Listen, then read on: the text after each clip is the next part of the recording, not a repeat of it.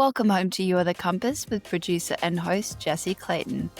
This is a podcast about the turning points in life that awaken us to new directions and the inner guidance that helps us navigate them. Reset your headings as we dive deep with guest interviews, quick fine-tuned series, and inspiration from all corners of the globe. From wherever in the world you have joined from today, you have arrived.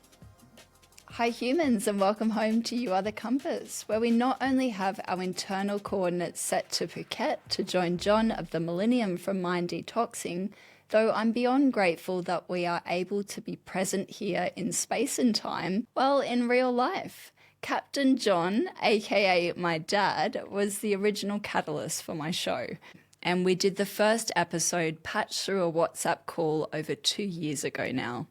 Until today, we'd never stepped foot in a studio, and I feel it's quite special to be doing this together. Would you agree, John? I would, and hi humans, welcome along to this very special occasion in Phuket, Thailand, with my daughter. From wherever you are joining us from, you have arrived. So humans, let's dive into how we got here today. I've mentioned in prior episodes about turning points, watershed moments and roadblocks we face in life along our journey. Dad, you have been on some incredible adventures. Some might even say I seem to be guided as such by those footsteps. And I think a lot of the time I would agree. With all these amazing experiences you have had in life and all the passions that you still currently take great solace in, it begs the question of time. Can I put you on the spot and ask what's next in the life of John? First thought that comes to mind. Wow, you've really put me on the spot with time, because time is only a man-made measure of movement. So time for everybody is different. For me, one of my next ventures that I'm on is to widen my experience out to the world of the healing work that I do, which is mind-body healing. So teaching it and getting it out more to people in the big wider world, increasing the awareness of people, opening them up more and more so they can be more their true self. That's part of my journey at present. And how are you planning to do that? What's the first step? Well, the first step is things like this, interviews, spreading the word out more, especially with previous clients, things that can help them on their journey, and also them spreading it to other people to widen their awareness. And it's more a journey within, and it's having people to have the insight to go within to be the best person they can be. But to be the best person you can be, you've got to clear out a lot of junk, a lot of rubbish, a lot of traumas, a lot of past experiences, so you can resonate at a higher frequency, so you can resonate your true self instead of a past self. And that past self could be a nervous, timid person. It could be a person who's got no money, broke, and why am I like this? So as to release a lot of the past that doesn't serve you anymore. And to do that, you've got to step out of the old self. Can I ask how John's doing that in this day and age? How he's clearing out the old, getting on board with the new, and moving into the future? Somehow the universe pushes you to learn and grow and to release a lot of the past that doesn't serve you anymore. So you'll have, with myself, certain things that'll come up that I realise I've been carrying around. For instance, I built a boat and sailed around the world, and I carried a lot of equipment on that boat that I needed for spare parts to repair things. Now I'm not going on a worldly venture at present, so I don't need a lot of that stuff on board my boat. So sometimes it can be releasing material possessions. Also, it can be releasing things in the mind, your belief system. Now, that system might have served you in the past, but your belief system at present may not be serving you 100%. and you'll get a lot of kickback, feedback from the outside world. It'll mirror your thoughts. And we've got to move above thinking the problem's in the outside world. No, it's within you, and that the world is a reflection of what's inside you. So to rise and grow above that, it's a lot of inner work. So instead of blaming other people, you said this upsets me, I'm not happy with that, you've got to drop that and start looking, why do I get upset with that? Why is this affecting me? Why isn't my life going the way I'd like to plan it? And if we want things to change, we've got to drop wanting. That's a huge one, to drop wanting, needing, trying, all those types of words that restrict you from going forward. It's a bit like a lot of people want more money. And I say to them, well, good luck with that. The universe will give you what you're putting out there. And they say, oh, good, money will come. No, you'll be getting more wanting money. More bills will come in. More things will go wrong because the universe is supplying you wanting money, because that's what you're putting out. So what I'm hearing is action words, more action rather than I want this, I need this. What's the first action step? Bring it into the present. You've got to picture having that money if you require that. You've got to picture having it. And it's a bit like your thought puts the word out there, puts the resonance out there, puts the experience out there, and your heart will pull in what you desire. So, yes, you've got to do the action steps, as in you've got to think positive, see yourself being in that situation, for instance, having money, having health, and then you've got to feel it in your heart. If you can't feel it in your heart, like, what's it feel like to have abundance? And that could be abundance in anything, abundance of time, abundance of money. It could be abundance in a place you dwell in, live in. If you're in cramped, tight quarters or living in a place you're not happy with, well, you need a bit of space. You could picture yourself living in the country. Mm. But to get that feeling of living in the country, you've got to go to the country and experience what's it like. How does that feel? Wow, this feels good. Fresh air, my feet on the green grass, getting grounded, instead of wearing plastic shoes, living in apartment buildings where you've got to dress properly, whatever, and a freedom. It could be just moving into the country, or it could be the complete opposite, moving from the country into the city. Wow, that's where I resonate, in the city. It could be there's work available there, the type of work I enjoy and passionate about, love doing. Mm-hmm. It all could be the entertainment, the social life in the city. So one thing doesn't suit everybody. Suits you at the minute to move forward with getting your healing work out there more, getting your name out there. What's resonating with you? What's your first action step? For me, it's completing a lot of the past, releasing a lot of the past that doesn't serve me. Mm-hmm. In other words, projects, jobs. A little bit on the boat, maybe? Yeah, a little bit on the boat. It's sometimes we've also got to release relationships that don't serve us to move forward.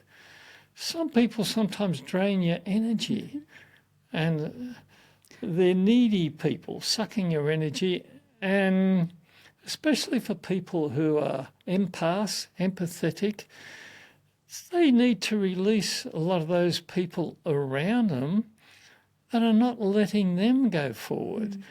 And lucky I have a lot of beautiful friends around me, and I've learnt how to release people that, I won't say not serving me, but not helping me in my direction.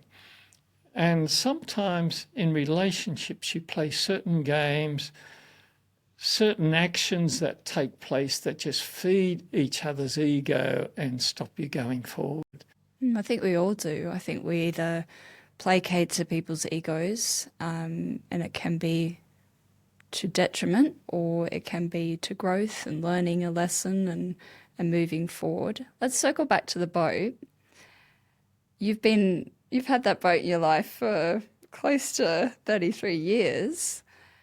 What does that mean to you moving forward in releasing a lot of the past? Originally, we'll go way back, took 4.5 years to build the boat, and I was only planning to keep the boat 4 years, 5 years. Because as you learn and develop and grow, you want to change things. Oh, I know how to make a better boat, a faster boat, one that suits my needs more.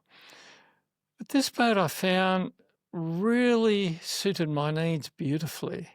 And of course, yes, you're always doing modifications to it along the way. Now I'm at the stage where I don't need to do any more modifications to it. I'm pretty happy with the boat the way it is, but my direction is changing quite a bit too. Before I used to do a lot of racing, a lot of long distance cruising, as in sailing around the world, some long distance racing, which would take 23 days where you've got a crew on board, and there's a lot to set that up.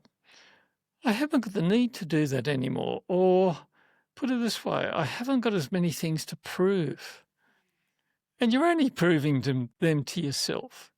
You think you're trying to prove it to everybody else. Hey, I'm okay. I can do this. I can do that. Look at me. Look at me. But after a while, you don't need to prove anything. And this is a journey of being very happy with yourself.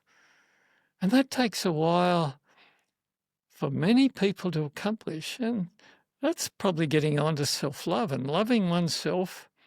And a lot of people call self-love as selfish, but it's very good for the self-love. And when you're happy with yourself, you find things go along a lot easier. Your path becomes a lot clearer, your direction. But to get to that stage requires a lot of inner work. And it's not about changing the outside world. It's about changing your inner world, your inner self, your inner thoughts, your inner dialogue, and raising your resonance, what you resonate with. If you resonate with copious amounts of alcohol, drugs, even workaholics, if that's your resonance, well, good luck with that. Well, so you get to year 4 or 5 after the boat's been built and launched and you've maybe done your first cruise.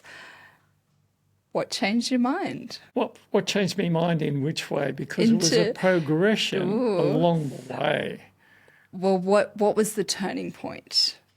I like to call watershed moment and turning point or light bulb. Why did you decide to keep the boat? I was very satisfied and I resonated with this particular boat. Yeah, it suited myself. I think at the time also it suited my ego, whatever that was. And I seemed to resonate, be in harmony with that boat. And it's brought me a lot of joys and pleasures, as well as some horrific moments where you're in storms for 5, 6, 7 days, mini cyclones, things like that. That's one stage I was thinking of selling the boat. Mm. Just completed a race up to Solomon Islands, and we did very well in that race. And coming back, just about to call into Chesterfield Reef. It's a reef, nobody's there, out in the middle of the Coral Ocean. And as I started to get very close to the entrance into this reef, I noticed some incredible dark storm clouds on the horizon. And I'm going, wow, this does not look good. I'm not going in through a passage where I won't be able to see the reef edges or whatever, with this storm that was coming. So I turned around instead of heading back out to sea. And next thing, a lot of waves started coming through and the waves started getting bigger. The anchor wasn't secured at the front of the boat. Next thing, the anchors jumped off the very front of the boat. That had to be secured back on because we were preparing to come in to anchor, not to go out to sea. In this storm, reduced down to minimum sails. 3 reefs in the mainsail, that was all. And I was very concerned, even with that, with the huge winds, the sail would shatter. But being a fully battened mainsail, that secured it and it kept it going. So that's all the sail we had. And in that storm, it was about 6 days. We went through the eye of the storm, and all of a sudden we got these huge seas, 9-metre seas, and I'm putting up full sail. I thought, that's it, it's quietening down there, but not realising we went through the eye of the storm.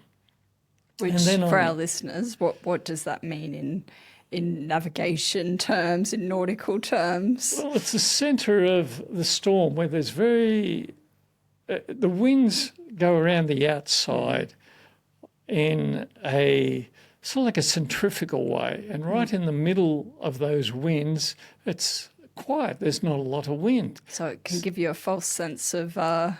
It's okay, it's passed, it's okay, it's done. So then we came on the other side of that, and all of a sudden winds are picking up. We're reducing sail again.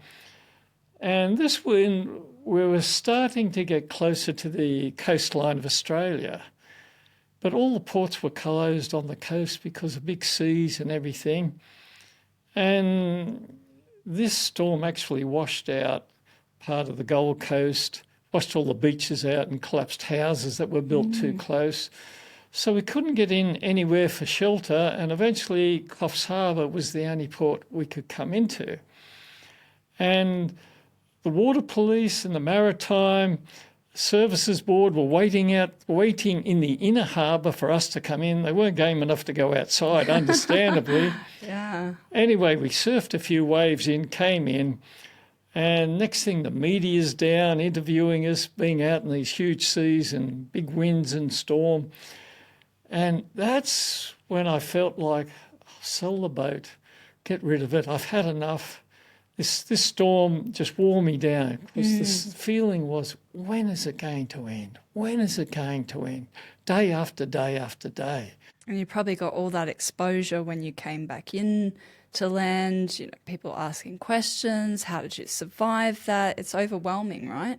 Yeah, it was overwhelming. There was even nervousness in my voice because it just worn me down so far. Anyway, after a few days and sunshine again, and you dry the boat out and you start planning your next venture again. Kind of like going for a night out, isn't it almost? You go out with your mates and you have a couple of drinks.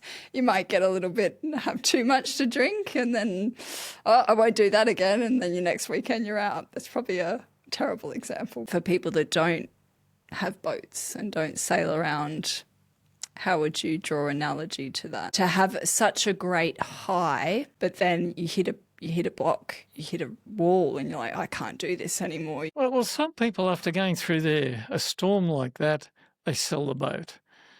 Relationships break up. I thought you were going to take me on this nice romantic sail, and the next thing, horrific seas, and it can be scary and it can be dangerous.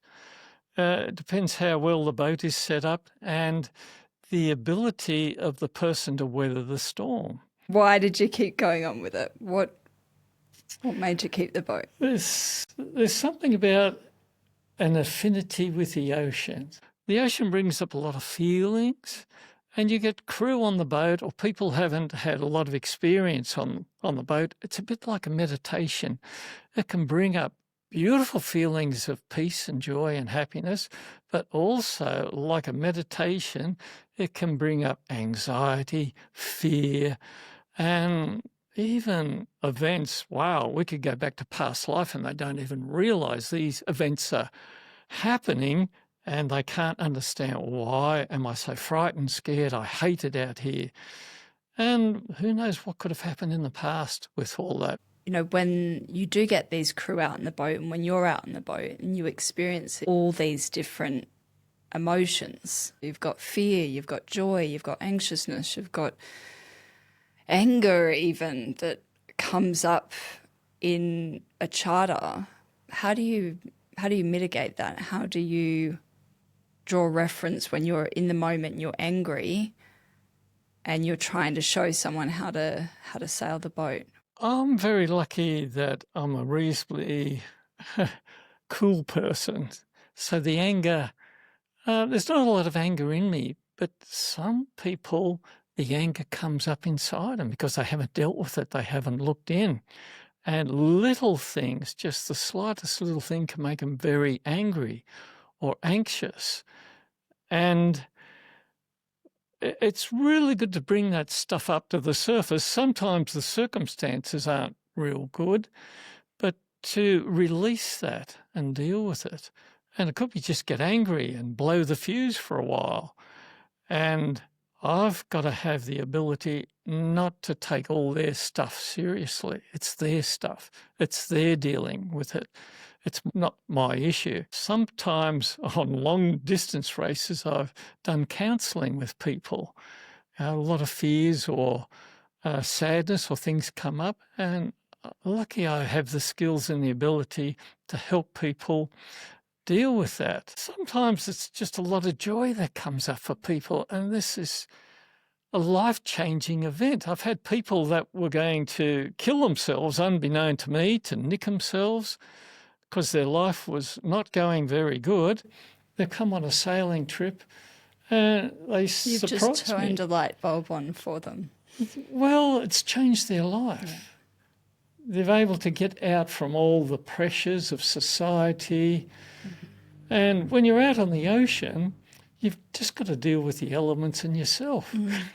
For sure, for sure. Yeah. It's kind of like trekking and diving for me. I know you like a bit of diving as well. It's a very meditative state that we get in, and you've only got air in your tank and 50 minutes to dive on or whatnot, and you've got to have the best time down there.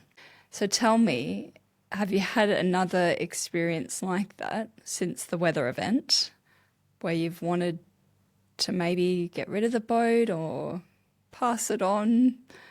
Has that come back round again? Well, I had an experience. We did some races up the Australian coast, and I was leaving Cairns and the mast broke. The mast came down. And I'm going, oh my God, we had to return back into Cairns, try to secure what was there still of the mast on the side of the boat, motor back into Cairns, and big repairs needed to get the mast all back together. And at the time, my expenses were very low, and this is also with a family and everything. And you start to think, how am I going to get this happening? How am I? But a friend came along and gave me a huge hand with this. He arranged welders and everything to weld the mast. I had to buy a section to go in the mast and everything. And then, interesting, after that, I went back to work and started working to earn a bit of money again. So it was a beautiful bit of downtime for me to refurbish the covers, let a bit of money come in and take a deep breath. Right, what's the next challenges? What's the next direction? It wasn't long after that, it was a big race up to Japan. That was a huge stepping outside the comfort zone to do something like that. And it becomes part of you, that.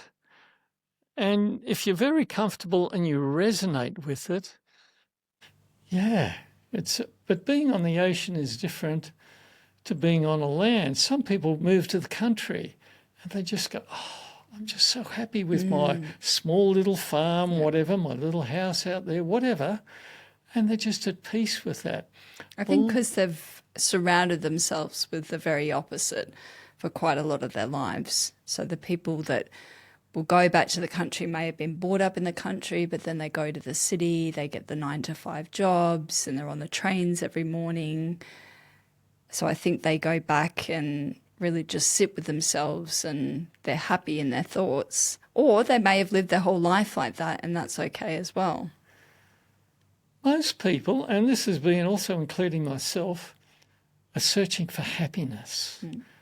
And we have these ideas what will bring us happiness, like the new car, the sports car, the bigger house or owning a house or the holiday or retiring. They think these things will bring us happiness, but happiness comes from within.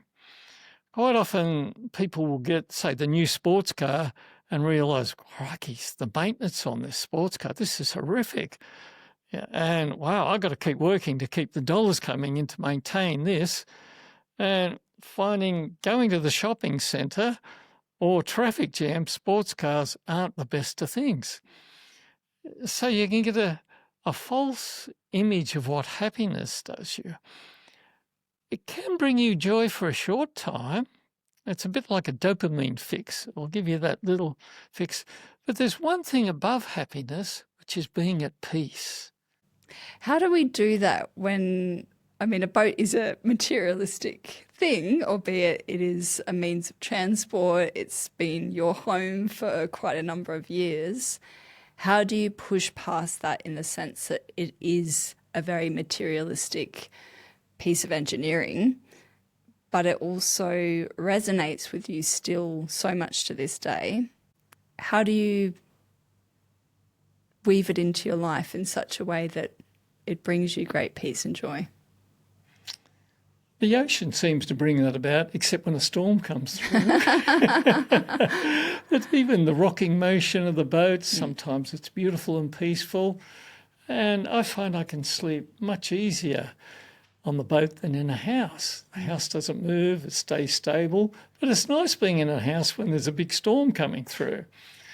And a bit of anxiety can take place when a storm comes through, and it can be challenging at times, but you know that storm's going to finish, it's going to end.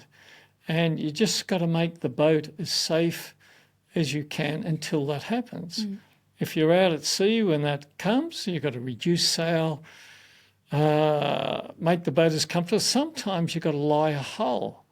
I've been in some pretty horrific storms where you could not put any sail up, and you're putting drogues out, things to slow the boat down so it doesn't capsize or tip over.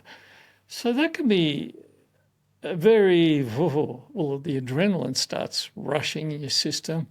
So you've got to cope with that and do as much as you can to settle the boat down. And eventually storms go through, eventually things pass. And it's like situations that happen in your life. They'll pass. You might be low on money. Okay, that low on money will pass. Money will come, you'll overcome that. And you've got to have a mindset where, hey, it's all going to work out okay. The universe provides and guides. So here's the big one. You'll get guidance, which way to go, what direction to do. This is more inner guidance. And it can come in many different ways, this guidance, which way to go. You mightn't see the next turn or where to go, the next position, but if you quieten yourself down, you can get that direction, not from anxiety or nervousness. It's about being quiet, meditating. Sometimes the universe has got to make the next move. Instead of you making the next move, you've got to quieten down and the universe will show you. Doors will open. Things will come about. You might just read something, or you might listen to something on YouTube, or just a little thing a friend says and you go, oh, wow, that's what I needed to hear. That'll help me with the next direction. Have you always thought about that with the boat? I know when you said you built it, you had that envisioned for 4 to 5 years and then you would sell it. What vision did you have of the boat before you built it? Well, I'll share with you one vision I had while I was building the boat. Really, I bit off more than what I could chew. As we with that. usually do. Yeah. And a 60-foot boat, well, I'd built before that a 45-foot boat, which took 5.5 years. And I was thinking a 60-foot, well, that's only 15 foot longer. What could possibly go wrong? Yeah, that's only the length of a small boat, But I didn't realise I was going double the size. Everything was double. The equipment was double. And After the first, say, 2 years, I'm going, oh my God, I couldn't see the light at the end of the tunnel. And I kept chipping away. A lot of my days were 12 hours days. Also going out earning money to keep building the boat. So that was happening at the same time as well. And finally I saw the light at the end of the tunnel. And this is just past halfway through the project. Hey, I could see this is going to come together. This is going to happen. Yeah. What was it? What was your little light at the end of the tunnel? When the boat started to have a certain form and shape about it, still a lot more work to be done on the boat. But yeah, it was real hard going up to there. But once you get to sort of like the halfway, mate, and it could be a marathon race. It could be walking up a mountain. Yeah, it could be building a business. You'll get to a little stage where you really know inside, yeah, this is going to happen. So what I'm hearing is the direction has changed. It changed from when you initially said, yep, this is the boat I'm going to build. I've got the plans. I've decided that 15 foot is not much more than a small boat. That it's changed over the years and your vision for it has evolved. What would you say, looking back from the initial stages, the initial plans that you had, and we're here 33 years later, does it still resonate? It's resonating in a different way. I've just recently been on a trip on the boat down to Malaysia, and I was away for about 5 weeks on this trip, and it was single-handed sailing, and I really enjoyed that peace and quiet by myself. No crews, no partners, and I didn't have a timetable or a time schedule. Actually, I was away longer than what I thought I'd be. And it was beautiful. I was able to get a few jobs that I needed done on the boat, but it was just a nice feeling of having the boat up to a certain condition, because I hadn't been sailing long distance for a couple of years. So it was good having the boat up to a certain condition that I could do that and achieve that. And yeah, you're always thinking when you're out at sea, oh, I could do this improvement, that improvement, and make the boat sail better. And when you're on anchor or on a marina or on land, you're thinking you're more about comfort, how to make the boat more comfortable, and projects and things you've got to do. So this was a good clean out of the boat to get the boat sailing again. Now, coming back, the boat will need more maintenance. It's got to be pulled out of the water because it's been 3 years since I did that. It's got to be anti-fouled, repainted. And so there's always these, what's the future? What's the next thing that you need to do? And for me, it's beautiful when you're sailing, you're at peace. A lot of people, when they start sailing, wow, how long is it going to take to get to the destination? Yes, you've got to plan that, but sometimes it's beautiful, wow, just the journey. And on this journey, I was planning to stop at certain islands along the way, but the winds were good, and I kept going, no, I won't stop there tonight. I'll keep going to the next anchorage where I can get in. And I'm glad I did, because I had a beautiful sail going down there where I was able to match the wind to the places I would have liked to go. And you can change your direction along the way, although you've got a plan, right? I'd like to be at this anchorage or wherever, but I've managed to be able to adapt because the winds are good. We can sail a bit further. When I mean we, I mean me, myself and I. It's a great segue there to a life analogy of when the going's good, you keep going kind of thing. Is that something that you draw reference to well, throughout the life? other saying too, when the going gets tough, The tough get going? Yeah. Yeah. No, meaning that you need to have a plan in life in general, a workable plan, a goal in mind, but then ways in which that you might like to get there. So if you want to be a doctor, you're in school studying, there's ways in which to get that degree and go to university, or you might do it later in life. Do you draw reference to sailing from point to point with that whole analogy in mind?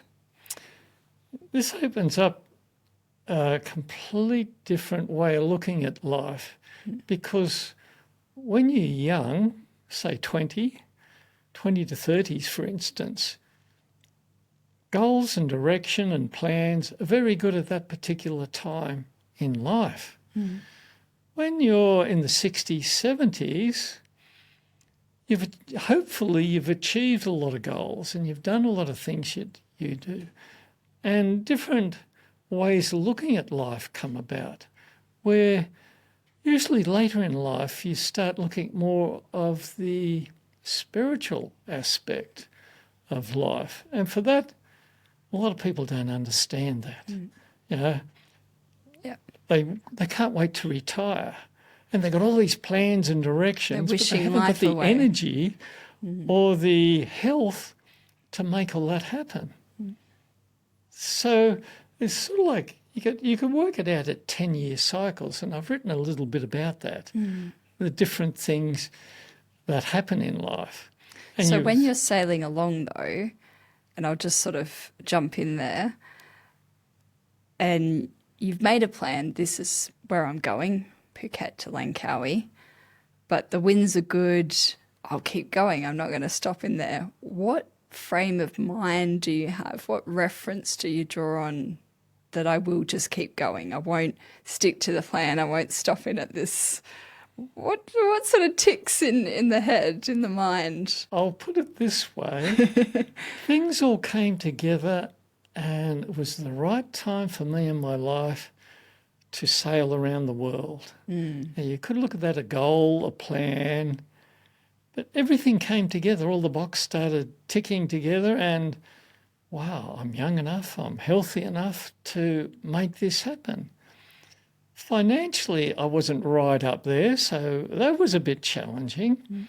Anyway, I took the big step, right, we're going to do this, and we got a bit of a crew together, although most of the track around the world was just two people, two-handed, sailing with that. But it was just the right time in my life where it wasn't so much, right, I want to accomplish this goal, I've been planning it for so long. It was basically working up to it. Everything is right to make that happen. Yeah. And it was, I've got to put it this way, I was coming towards Fiji, and I've sailed towards Fiji before. So this is about 7 years of sailing around the world, and I realised, hey, when I get to Fiji, I've sailed around the world. And I'm going, I don't want anything to go wrong. I don't want to lose it right put it on a reef or whatever, right at the wrong time. And a lot of nervousness and also anxiety started coming up with that excitement. Geez, I might do this. I might accomplish this. And it wasn't one of these things, look at me, I've sailed around the world, look how good I am. It was the complete opposite of that. I go, oh my God, wow, this is going to happen. Yeah. It's a very emotional experience. Well, it's bringing a bit of tears to my eyes, looking back on that and resonating with that back then. Yeah, and it wasn't out to prove that I could do it. It was, wow. And it's more like, hey, if I could achieve this, if I could do it, why can't other people? If they put their heart to it, put their mind, they can accomplish some amazing, incredible feats. And you'll have little setbacks along the way, and you've got to rise above that And okay, what's the lesson I've got to learn in this setback? Like the mast breaking or that horrific storm. We have to sort of delve into our minds almost to draw reference to the good times when we are surrounded by the bad and realise that it is all worth it. Do you say that?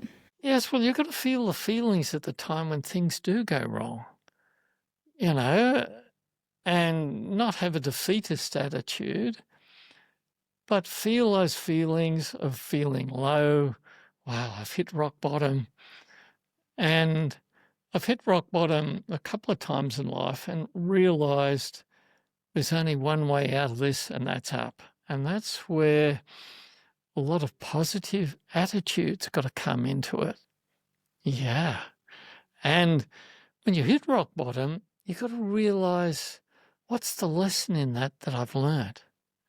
If you don't learn the lesson, you're going to hit many, many more rock bottoms. If you don't learn that lesson, it's going to be repeating and repeating itself. And they could be, if you don't accomplish your goal this time, whatever it is, yeah, okay. Might happen in a different way. Yeah. Or it could be something different entirely. You know, you could set out to be a fighter pilot and you might end up being something in the Navy. Who knows? Like, it's probably the worst analogy ever. But I find that people get so fixated on, you know, the mountains here and I'm only here. I've got so much more to go. It's like, just take it 6 steps at a time. You can't sail around the world, you know, and get back to Fiji and be like, oh, I'm there, without first sailing out of the harbour in Sydney or wherever you chose to set off from. I'll give you another little example. And I was very heavily into motorbikes. And I remember at the time I had Which he still Davidson. is, side reference. He's got 2 sitting in his garage, about 10 electric bikes that he doesn't have time to use. And a beautiful Motor Guzzi back in Australia. I didn't know whether to go into aviation because my background's been in aviation, being an aircraft engineer, or I had this idea about boating. And I really knew nothing about boats. And I was there at Kurnell in Sydney, and I was going to have a go at hang gliding. And there was a bit of a queue. People were lining up to have a practice or have a go at hang gliding with an instructor on there on the hang glider with you. Anyway, my turn finally came to have a go on this I'm next in line. The person who took off in front of me to have a fly of this thing with the instructor, so it was a tandem flight, it crashed and it bent the hang glider. And I remember my exact words being next in queue to take off on that and going, okay, it looks like it's sailing. So a funny little, call it, the universe helped me make that decision. Yeah, a realisation. Okay, we're going to go into something completely different from aviation. Yeah, and I remember saying to my father, "Hey, Dad, I'm going to build a boat," and he said, "You fool! You know nothing about boats. Why would you want to build a boat?" And instead of encouraging me, he said the exact opposite. But lucky something clicked in my mind and it said, I'm going to prove you wrong. Which leads us into a great little segue side question that I wrote down earlier ahead of time. Do you know why you raised me the way that you did? Well, all I can say is we don't get any practice at being a parent before it really happens.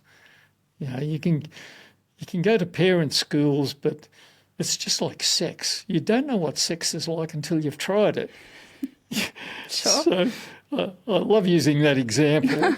Yeah. So parenting, there's no schools for parenting. So all you do what you think is best for that particular child, that person at that particular time.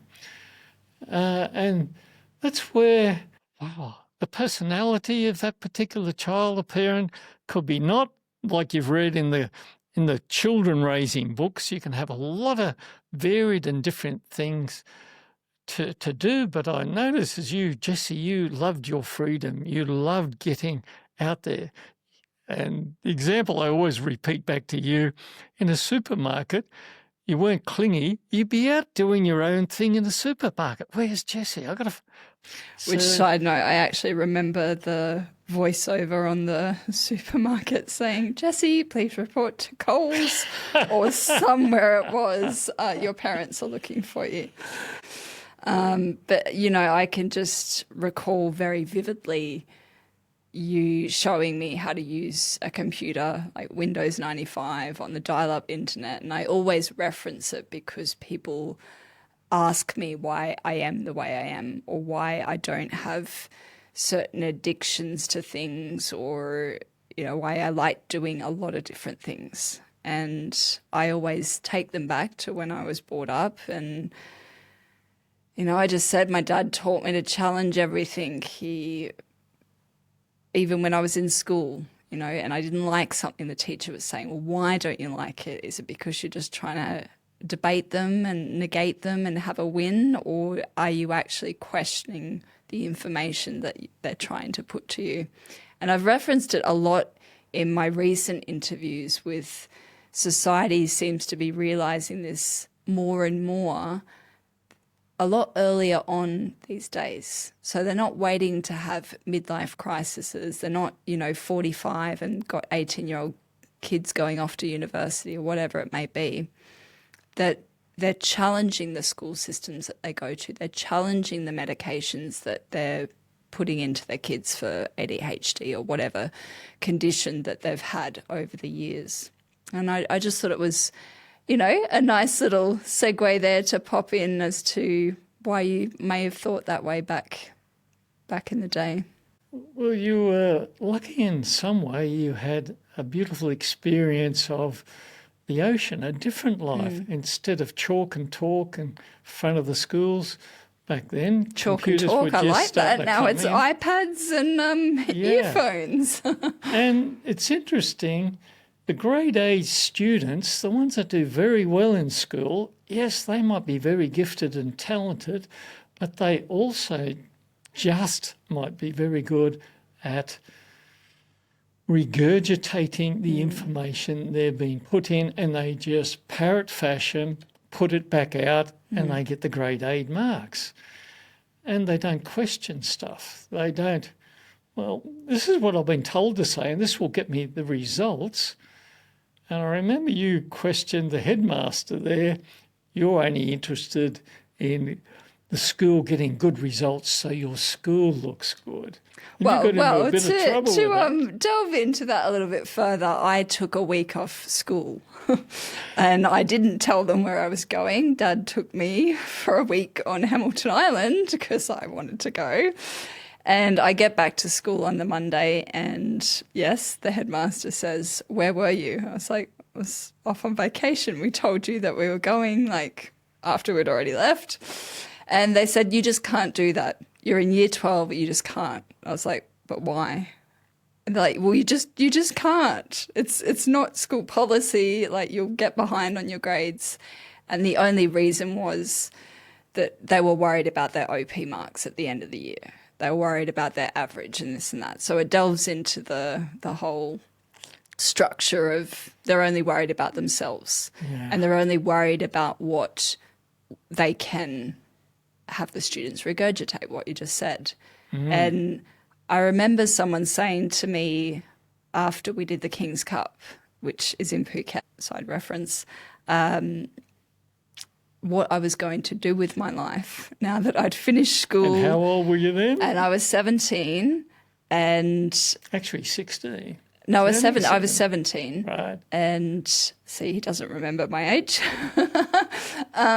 This lady says to me, "Oh, I guess you'll go sail around the world with your dad." And I said, "No." They said, "Why not?" A, he won't let me, and B, he knows that that's not my dream. So I'd just like to thank you for challenging me to always find what my dream was. Yeah. So circle back. At the start, we said it's all about time constructs, what we're passionate about in this present day and age. And you told me healing work, that you wanted to foster that connection between your community of people and get your little offerings out into the world a bit more. What does that mean? What does that mean for the boat, for everything moving forward? What's going to be your action step after this interview? Well, you mentioned the word what you're passionate about. And there's two things in going forward. It's what you're good at and what you're passionate about. Sometimes what you're passionate about won't keep the dollars coming in to feed you, put a roof over your head. You might be the world's best butterfly collector. Well, good luck with that. He loves this analogy, just FYI. Yeah, but it won't keep you going. But if you can find something you are passionate at and good at, that's going to forward you through your life amazingly. Now, after, over 35 years at mind-body healing, without putting tickets on myself, I've able to come to a certain realization, hey, I'm gifted at this, and I'm very grateful for this gift that I have got to give to other people to help them heal themselves, help them with their direction. And I can do it very quickly and easily with muscle testing and kinesiology. I can find out what's happening. So I thoroughly enjoy this. I enjoy helping people move through traumas, get over stuff that is blocking their lives, blocking them health-wise, emotionally, and also spiritually from going forward. So this is something I love doing. Yeah. And if you love doing something you do, you just go forward in that area. I'm still very passionate about sailing, and I love that. So it's part of me I don't want to let go of, the sailing side, and keep doing this, which is very in the mind. Why the sailing's very physical, and physically on the body as well, but materially, it's a material thing. Why we get into the mind-body healing, and it's very much in the body, the head, and in the energy of the whole lot. You did mention before that the boat has been such a tool, not only physically, but also mentally and also for the mind. Emotions come up when people are out crewing on the charters. And what do we see in the future for Millennium? Do you see maybe recruiting for a little mentee to come and join you on the boat and untrain your talents? What's happening now is a big clean up of the boat. Also with me, a big clean up. I'm doing a detox very shortly, and also going through a detox of the boat. So I'm getting the boat to a new energy level, and then the direction will become more clearer which way to go with the boat. I still enjoy doing the boat. It would be nice to have somebody to facilitate a lot of the work and the crewing and that on the boat as well. It could even involve people coming in for healing sessions on the boat, getting moved out of their comfort zone and coming into that area where, they can't control, know nothing about. When you can't go forward in life, you've got to do some inner repair work inside yourself. And that's where I feel I'm at a beautiful little crossroads in my life at the moment. Looking back, I'm going, what a life. What a life. It hasn't been all chicken and champagne, and sometimes have been pretty horrific in my life. But I look back, it's learning the lessons as you go through life. If you're not learning these lessons, it's going to come back heavier and harder the next time, so you'll learn that lesson. Or we could take it another way. Well, you didn't learn it this lifetime. Let's see what happens next lifetime. Well, how have you liked stepping outside your comfort zone today with me, being in the studio in Phuket 2 years later after we started this podcast?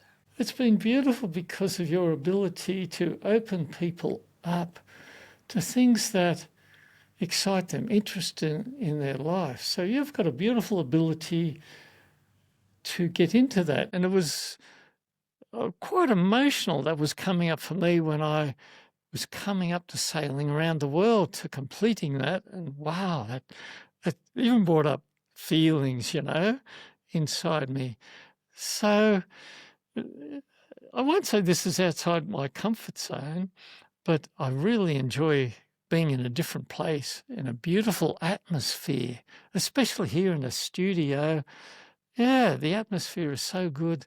It's definitely outside my comfort zone because I've never, I usually don't record my interviews, and I've only done the last couple on video, and it's been my first time in the studio, and normally I'm wiring up something on my laptop or my microphone, so it's definitely outside my comfort zone to let someone else take control. So thank you for letting me bring you here and have an interview with me. And yeah. Yes, when I was doing an interview with a person recently, and it was on the boat, and it was an online interview, and it was all beautiful and sunshine, and then all of a sudden a thunderstorm started happening. So you start getting distractions. Mm-hmm. And then it started pouring down rain. And it's beautiful being in this environment here where there's no distractions. You can be at a beautiful one-on-one. So the energy is very present. I'm very present. Distractions will get you out of presentness. Mm. And being present in life is so important. Too many people are thinking about, what am I going to do tomorrow? Planning this time. I've only got so long for this. If you can move out of your time zone, your comfort zone, into being very present, that's a whole new world, because there's only now. That's why they call being present a present. And thank you, Jessie, for this. And I've noticed with this interview, I've been very present. Yes, reflecting back on stuff in the past, but I noticed I'm being more and more present, and it takes more to go into the future when you're present because you're enjoying what's happening now. Thank you. Well, thank you, listeners, for being present with us today. And how about we go be present for the rest of the evening, Dad? I'm off to do another adventure tomorrow, which I'm nervous, excited, scared. It's, a whole new chapter for me, and it gets me a little bit emotional as well. So thank you for being a part of that. Your comfort zone? Definitely stepping outside my comfort zone. That's Thank where growth you happens. To BPM Media for hosting us this afternoon. They've put on a great show for us. And thank you for being here at You Are the Compass and Mind Detoxing with John and the Millennium. Thank you very much. I'm glad you could listen to it. Enjoy the rest of the time. The musical intro and outro is produced by Ornate Mosh. Interested in your own unique jingle? Connect via the link in the About section of this podcast. Thank you. You have been listening to You Are the Compass, produced and hosted by Jessie Clayton.